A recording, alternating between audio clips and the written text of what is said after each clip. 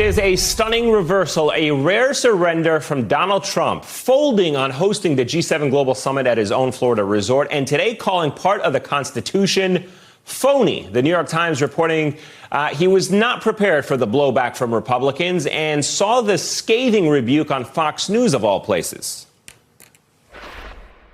Why in the world he wants to host, and Doral National Golf Club in Miami? Why does the president want to host the G7 there? It just flies in the face of the Constitution. It is beyond my imagination why this administration thought that, number one, to do it at all. This is about as direct and profound a violation of the Emoluments Clause as one could create.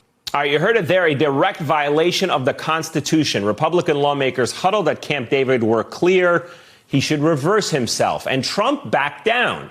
Is his power and leverage now fading as a result of this? Is this a turning point? Joining me now is Richard Painter, Chief White House ethics lawyer in the George W. Bush administration. Richard, great to have you with us. I want you to watch Trump speaking about this today.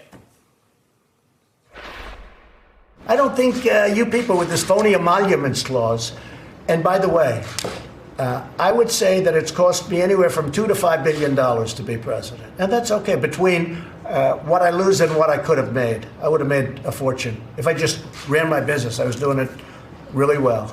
I have a great business. I have the best properties.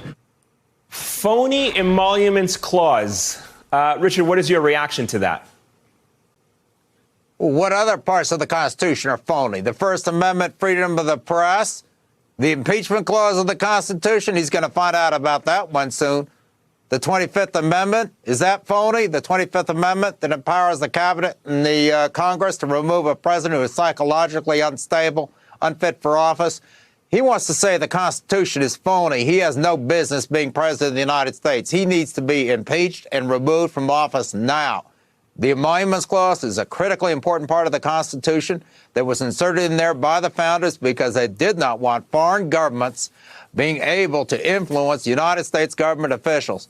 This is the reason why I, on behalf of CREW, Citizens for Responsibility and Ethics in Washington, filed a lawsuit on President Trump's first day in office under the Emoluments Clause, asking that he be enjoined from violating it. The Second Circuit Court of Appeals has just upheld that lawsuit brought by our co-plaintiffs, who are restaurant owners and hoteliers who compete with Donald Trump. There are two other lawsuits pending. Two federal courts have made it very clear that Donald Trump's understanding of the Emoluments Clause is wrong and that this type of payment is unconstitutional. It is not a phony constitution. We are not a phony country. We have a constitution, and we don't want a phony president. He needs to get out of there if he can't play by the rules. Let me play you Mick Mulvaney defending President Trump yesterday about his decision. Watch. He was honestly surprised at the level of pushback. At the end of the day, he still considers himself to be in the hospitality business. I just have to pick up. You say he considers himself in the hospitality business. He's the president of the United States. Yeah. But that's his background. He wanted to put on a show. He wanted to take care of folks. That's the business. He's in the hotel business. Your thoughts on that? Mick Mulvaney saying at the end of the day, he's still in the hotel business. Well, that's directly contrary to what President Trump told us when he won the election. He said he was going to lead the businesses to his sons, and he was going to be president of the United States, and there'd be a separation between the businesses and the presidency. And that has not happened. This president has used his office to promote his business. He wants to be in the hotel business. That's just fine. He needs to be impeached by the House, convicted by the Senate, and they could send him back to New York, and he could try to be in the hotel business. But he has no business doing this. All right, Richard Painter, always a pleasure. Thanks for your insights. Hey, I'm Ari Melber from MSNBC. You can see more of our videos right here, or better yet, subscribe to our YouTube channel below. You could have been anywhere in the world, but you're here with us, and we appreciate that.